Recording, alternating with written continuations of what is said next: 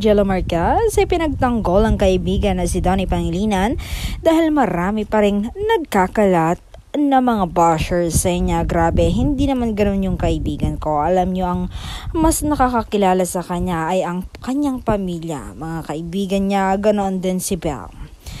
Napakabait na tao niyan si Donnie at alam kong hindi niya lolokohin si Belle. Isa ako sa makakapagpatunay na mahal niya talaga si Belle Mariano.